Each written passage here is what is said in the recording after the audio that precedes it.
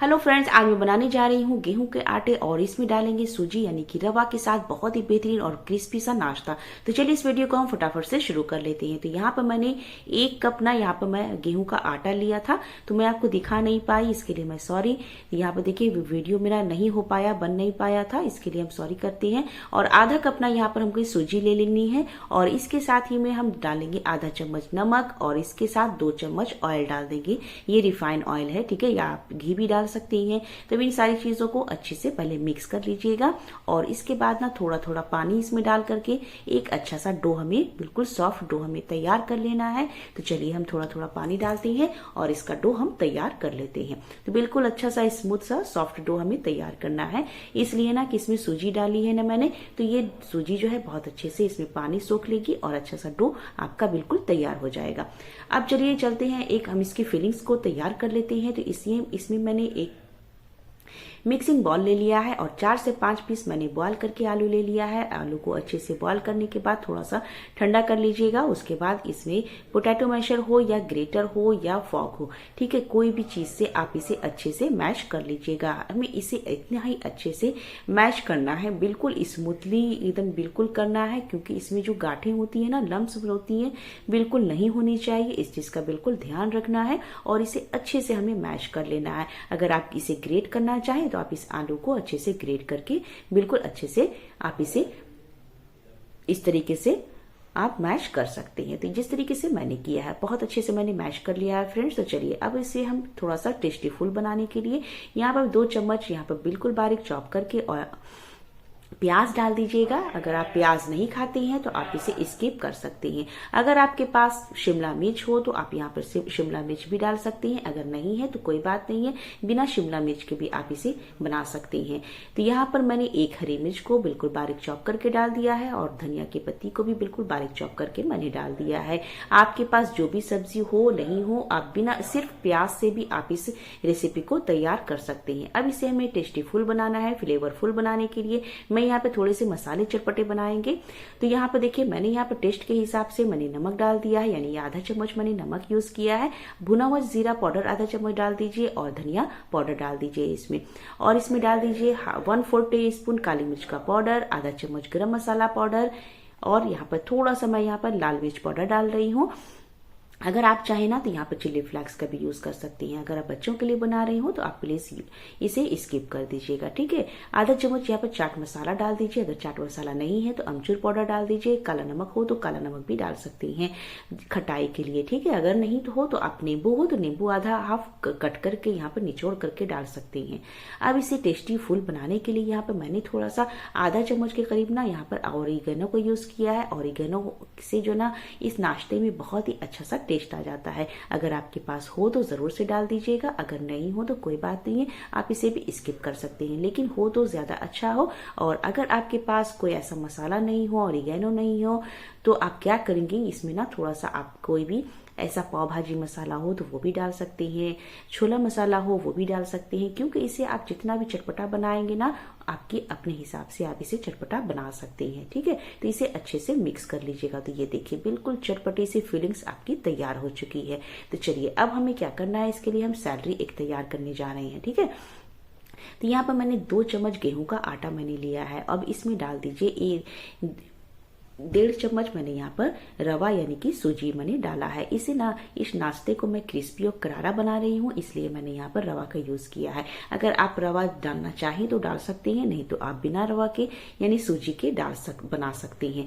थोड़ा सा इसमें डाल दीजिए नमक और थोड़ा सा डाल दीजिए चिली फ्लेक्स, 1 चम्मच डाल दीजिए सफेद यानी व्हाइट वाला तिल। अब इसके साथ ही में जाएगा ये फ्रेश धनिया की पत्ती को बिल्कुल बारीक चॉप करके इसमें डाल दीजिए और इसे अच्छे से मिक्स कर लीजिएगा। आप आटे की जगह पर आप मैदा का भी यूज कर सकते हैं, आपको जैसा पसंद हो आप उस तरीके से आप बना सकते हैं, लेकिन मैं यहाँ पर बिल्कुल हेल्दी तरीके से इस नाश्ते को तैयार करने जा रही हूँ। तो इसे मैं गेहूं के आटे से ही और सूजी से मैं बना रही हूँ सारा रेसिपी। ये रेसिपी जो है बिल्कुल 2 चीजों से तैयार है, 3 चीजें की सूजी का है और गेहूं के आटे से है। तो यहाँ पे देखिए इस तरीके से ना हमें थोड़ा थोड़ा पानी डालिएगा और इसकी इस तरीके से हमें इसकी कंसिस्टेंसी मैं दिखा दूं, क्योंकि सूजी जो है पानी थोड़ा सा एब्जॉर्ब करती है, वो थोड़ी सी गाढ़ी हो जाएगी। अब हम क्या करेंगे, आटा को गूंथ लेंगे थोड़ा सा और इसका 2 पार्ट में डिवाइड कर देंगे। एक पार्ट को लेंगे और इस तरीके से स्मूथली हमें चिकना कर लेना है। ये देखिए इस तरीके से। अब क्या करेंगे, इसे ना थोड़ा सा हम आटे से डस्ट कर लेंगे और इसे अच्छे से हम बेल लेंगे। जिस तरीके से मैंने गेहूं का आटा लिया है 1 कप ना, तो आप इसकी जगह पर मैदा का भी यूज कर सकते हैं। ठीक है, अगर आप चाहें तो मैदा से बना सकते हैं। तो इसकी ना एक बड़ी सी हमें रोटी बना लेनी है इस तरीके से।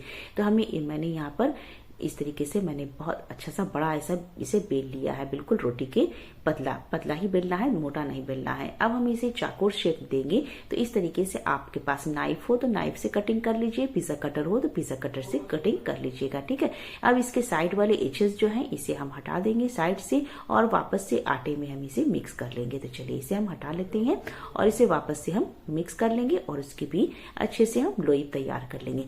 अब हमें क्या करना है, इस स्टफिंग को हमें इस तरीके से थोड़ा हमें इस तरीके से फैला लेना है सभी तरफ से। ठीक है, तो थोड़ा थोड़ा पार्ट थोड़ा थोड़ा लीजिए और इसकी एक बिल्कुल लेयर जो है ना, बिल्कुल बराबर लेयर आप इसकी रखेंगे। ठीक है, इस तरीके से बिल्कुल आप स्पैचुला हो, चम्मच हो, किसी चीज से भी आप इसे बिल्कुल अच्छे से देखिए बिल्कुल बराबर से मैंने इसे लगा दिया है सभी तरफ से। अब इसे हम और भी चटपटा बनाने जा रहे हैं। तो यहाँ पर देखिए टोमेटो केचप का यूज मैंने किया है। अगर आपके पास टोमेटो केचप नहीं है, धनिया पुदीने वाली चटनी हो, ग्रीन चटनी यानी कि, तो आप यहाँ पर डाल सकते हैं। कोई भी ऐसा सॉस हो तो आप यहाँ पर लगा सकते हैं। अगर आपके पास केचप वगैरह नहीं है तो आप बिना केचप के बिल्कुल आसान से बना सकते हैं। ऐसा नहीं कि आपके पास केचप नहीं है तो आप नहीं नाश्ता तैयार कर सकती हैं, बिल्कुल आप तैयार कर सकते हैं। तो इस तरीके से आप इसे अच्छे से फैला लीजिए। बच्चों को ना केचप बहुत पसंद होती है, तो इसलिए टैंगी फ्लेवर लाने के लिए ना इसमें थोड़ा सा केचप डाल दीजिएगा तो अच्छा सा एक फ्लेवर आ जाएगा। क्योंकि समोसा पकौड़े तो बहुत बार खा चुके हैं ना, तो इस तरीके से आप एक बार जरूर से ट्राई करके देखिएगा। अब इसे हम क्या करेंगे, इस तरीके से हम इसकी कटिंग कर लेंगे।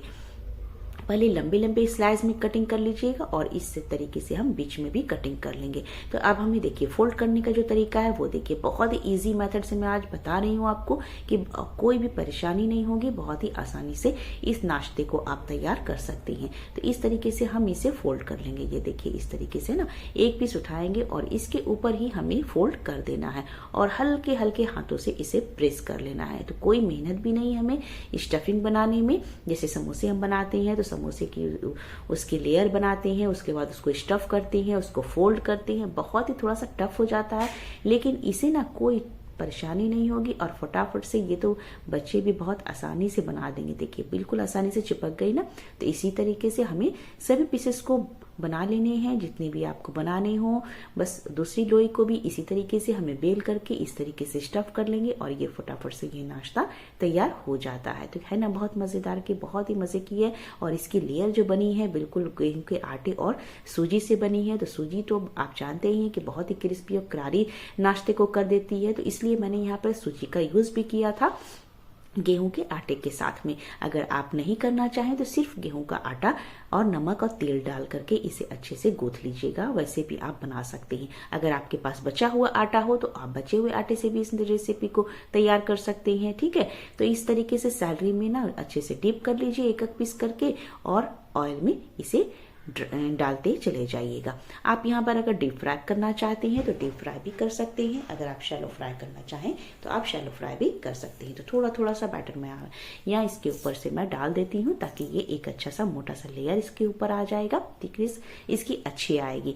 तो चलिए हम इसे थोड़ा सा कुछ सेकंड के लिए इसी तरीके से छोड़ने के बाद इसे हम टर्न कर लेंगे। इस तरीके से जब एक साइड से अच्छा सा कलर आने लगेगा तो इस तरीके से हम इसे फ्लिप कर लेंगे। फ्लिप करने के बाद इसका गैस का फ्लेम ना बिल्कुल मीडियम कर दीजिएगा। मीडियम फ्लेम पर इसे अच्छे से आप क्रिस्पी और करारा होने तक इसे फ्राई कर लीजिएगा। तो ये देखिए फ्रेंड्स, कुछ ही मिनट मुझे लगे इसे फ्राई करने में। मैंने इसे बिल्कुल मीडियम फ्लेम पर इसे अच्छे से फ्राई कर लिया है। ठीक है, क्योंकि इसे मैंने क्रिस्पी और करारा मुझे बनाना था ना, इसलिए। अगर आप बिल्कुल हाई फ्लेम पर इसे आप फ्राई कर लेते हैं तो आपके ये क्रिस्पी नहीं बनेगी। इस चीज़ का बिल्कुल ध्यान रखना है। तो छोटी छोटी बातें अगर आप याद रखेंगे, ध्यान रखेंगे, तो आपके नाश्ते जो है बिल्कुल परफेक्ट और बहुत ही मज़ेदार और बहुत ही क्रिस्पी और करारी बनेगी। तो चलिए इसे हम इस तरीके से हम निकाल लेंगे। ऑयल को बिल्कुल इस तरीके से हम साइड में करेंगे तो सारा ऑयल जो है बिल्कुल रिलीज हो जाएगा और वापस से कढ़ाई में चला जाएगा। तो इसी तरीके से हमने सभी नाश्ते को हमें निकाल लेना है। तो चलिए इस तरीके से हम नाश्ते को निकाल लेते हैं। तो आई होप कि आज की रेसिपी आपको जरूर पसंद आई होगी दोस्तों। तो प्लीज लाइक कर दीजिएगा और चैनल पर पहली बार आए हैं तो प्लीज सब्सक्राइब करना ना भूलिएगा। तो इस तरीके से चलिए हमें इस नाश्ते को मैंने निकाल लिया है। तो देखिए, देखने में ही आपको अंदाजा लग रहा होगा ना फ्रेंड्स कि कितनी क्रिस्पी और करारी ये बन करके तैयार हुई है। अंदर की फीलिंग से यकीन मानिए बहुत ही टेस्टी बनी है और ऊपर की लेयर तो बिल्कुल करारी बनी है। अब यकीन नहीं है तो आप बना करके जरूर से ट्राई करके देखिएगा और मुझे कमेंट्स में जरूर से बताइएगा कि आज की रेसिपी आपको कैसी लगी। बाकी जो भी पीसेस हैं इसी तरीके से हमें सैलरी में डीप कर लेना है और इस तरीके से हमें ऑयल में डाल करके इसे फ्राई कर लेना है। चलिए अभी तो मैंने हाई फ्लेम कर दिया है, उसके बाद मैं मीडियम फ्लेम पर इसे फ्राई करने वाली हूँ। ठीक है, तो चलिए अब हम इस नाश्ते को इसी तरीके से फ्राई करके निकाल लेंगे। तो ये देखिए कितना क्रिस्पी और करारा है ना। अब इसके साथ ना कोई सॉस, कोई भी चटनी की जरूरत नहीं पड़ेगी क्योंकि अंदर की फीलिंग जो है बिल्कुल चटपटे और चटाकेदार है और ऊपर की लेयर बिल्कुल क्रिस्पी और करारी है। तो चलिए फिर मिलते हैं एक नई और मजेदार की रेसिपी के साथ। तब तक थैंक यू।